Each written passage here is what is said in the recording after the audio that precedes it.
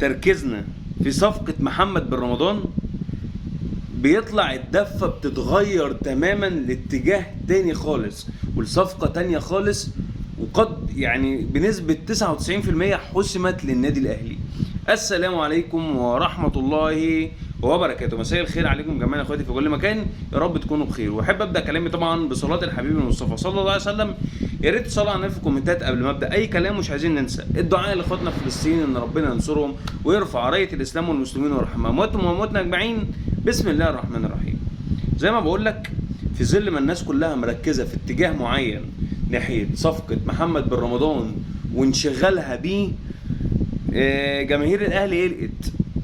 كتر تركيزنا في صفقه محمد بن رمضان ممكن يضيع علينا صفقات كتيره جدا كنا ممكن ناخد بالنا منها او كنا ممكن نركز معاها ونحسمها بشكل كبير جدا من الاهلي.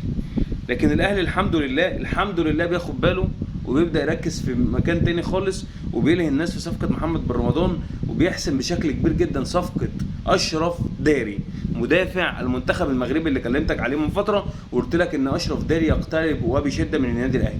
وكلمتك عليه برضه وقلت لك ان اشرف داري هيكون تعويضا بشكل كبير جدا لمحمد عبد المنعم، اللي هتحسم الصفقه بشكل كبير لما يتم الاعلان ان محمد عبد المنعم لاعبا في نيس الفرنسي. محمد عبد المنعم ان طبعا كلنا حزانة على رحيله من النادي الاهلي، ومفيش تعويضا لاي لاعب يجي مكانه. افضل مدافع داخل القاره محمد عبد المنعم، ده افضل مدافع داخل القاره. تتفق او تختلف ويقدر ينافس لعيبه خارج يعني في القاره ككل، لكن انا بكلمك على مستوى محمد عبد المنعم، مستوى مدافع عملاق، مدافع مؤثر، مدافع ليه بصمه مع النادي الاهلي، مدافع يعني لاعب عنده كواليتي وعنده اتزان عقلي، وتحس ان هو مدافع ومهاجم في نفس الوقت. ليه اهداف حاسمه مع النادي الاهلي، ليه لقطات حاسمه مع النادي الاهلي، ليه تاكلينجات، ليه حاجات بيقدر يعملها مع النادي الاهلي. كان يعني لاعب مجتهد، لاعب بيقدر ان هو يخدم النادي الاهلي، لاعب بيلعب بروح وبجرينتا وبكل حاجه، لاعب كواليتي عالي، كواليتي لاعب اوروبي مش لاعب مصري. فمحمد عبد المنعم دي سنه الحياه ايا كان. ما قلت لك قبل كده ان لعيبه فطاحل، ابو تريكه نفسه اعتزل، كابتن محمود الخطيب مع احترام الالقاب يعني او مع حفظ الالقاب، كابتن محمود الخطيب اعتزل، لعيبه كتير اعتزلت وكانت على تقل من النادي الاهلي، وكنا بنقوله ازاي اللعيبه دي هيجي لها في يوم من الايام وممكن تمشي وتسيب النادي الاهلي. لكن دي سنه الحياه ودي سنه لاعب كره القدم، او ده نظام كره القدم. بيجي عليك فتره وخلاص انت كده بتبطل، خلاص انت كده بتكتفي، خلاص انت كده شكرا كره القدم.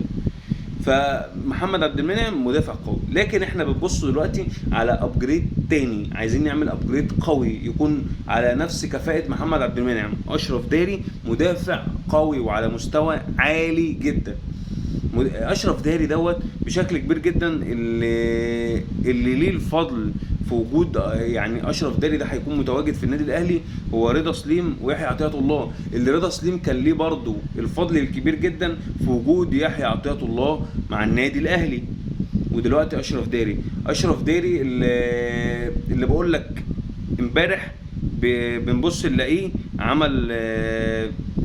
عمل فولو للاعيبه الاهلي، منهم رضا سليم، منهم يحيى عطية الله، منهم حسين الشحات، اوفا، لعيبه يعني امام عاشور. عمل عدد كبير من لاعبي النادي الاهلي فولو على انستجرام.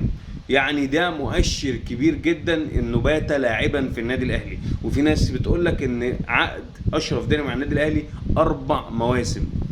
عقد اشرف داري وتم الحسم الامور الماليه والراتب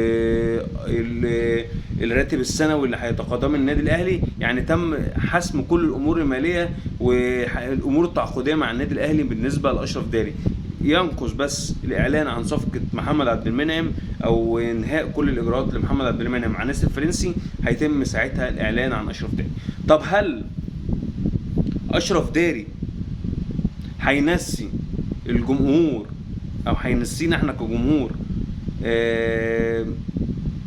صفقه محمد بن رمضان اذ فشلت؟ انا واحد من الناس هقول لك لا. في واحد تاني يقول لي يا عم اشرف داري احنا اصلا الجبهه او المركز اللي احنا محتاجينه بشكل كبير جدا هو خط الدفاع، لانك انت هتمشي محمد عبد المنعم، قوه محمد عبد المنعم وان عايز بديل لمحمد عبد المنعم مش موجوده. تعاقدت مع يوسف ايمن مع احترامنا الكبير ليه، لكن برضه مش هيكون بقوه وبكفاءه محمد عبد المنعم. لكن انت محتاج لاعب يكون قوي وعلى كفاءه عاليه جدا زي محمد عبد المنعم. فانك تجيب اشرف داري فانت كده قفلت ثغره كبيره جدا كنت ممكن تقع فيها في الفتره اللي جايه.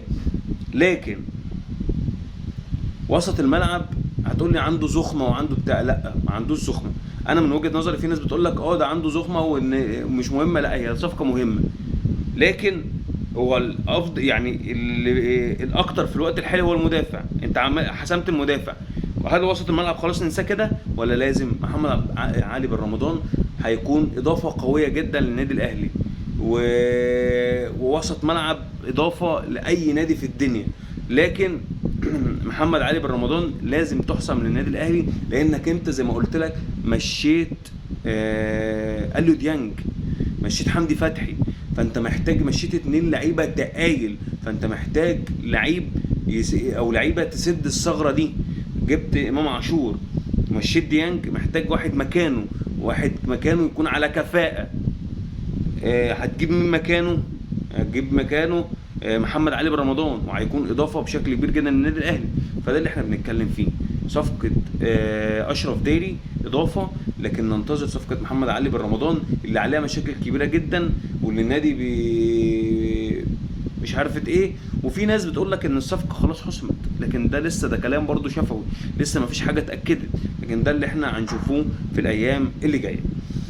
تعالى اكلمك بقى سريعا كده على مباراه الزمالك وطلائع الجيش. مش هكلمك على المباراه نفسها، بس هكلمك على الاحداث لما جت. نتكلم في الدوري. الاهلي والزمالك موجودين في الدوري.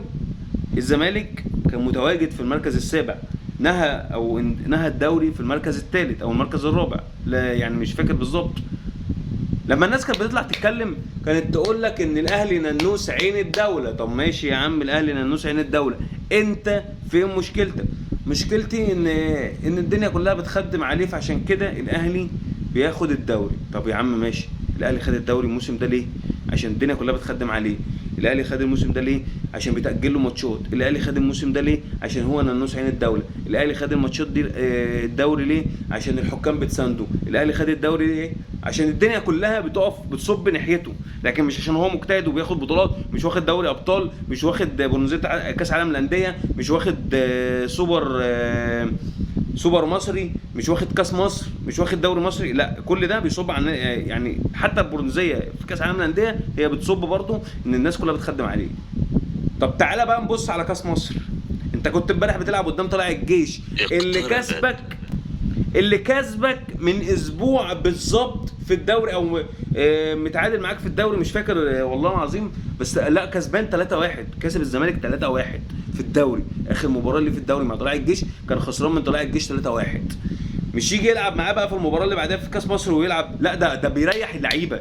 طب بتريح اللعيبه ليه؟ ايه اللي انت خدت الكونفدراليه؟ مبروك عليك. طب وبعدين اخدنا الكونفدراليه فنريح، ويقول لك ايه؟ ان الاهلي ننوس عين الدوري. طب الاهلي بما يمتلكه من بطولات خدها فبيريح لعيبته، وقال لك مش هلعب الكاس عشان خاطر انا عندي زحمه، عندي انتر كونتيننتال، وعندي دوري، وعندي سوبر افريقي، وعندي سوبر ليج، وعندي دوري ابطال، وعندي كاس مصر، وعندي سوبر نخبه، عندي ليله وهليله، وعندي كاس عالم للانديه. ده انا عندي ليله وهليله. فانا اعتذرت عن الكاس دوت عشان اقدر اريح لعيبتي، عشان يقدر يبدا الموسم الجديد هو ناسي الكوره، يبدا لما يرجع يركز. انا عايز ايه؟ عايز اجدد دماء، او عايز اجدد روح للعيبه عشان تقدر يبقى في دوافع جديده يقدر ينفذوها. وده اللي بيعمله النادي الاهلي. لكن انت تريح عشان انت في الاخر تاخد كشاف على عينك وتطلع من الكاس من الدور ال16 امام طلائع الجيش اللي خسران منه بنتيجه 3-1 في الدوري. ودي الاهلي ننوس عين الدوله. لا، انت اللي ما بتشتغلش على فرقتك ومركز مع الاهلي ننوس عين الدوله. والسلام عليكم ورحمه الله وبركاته.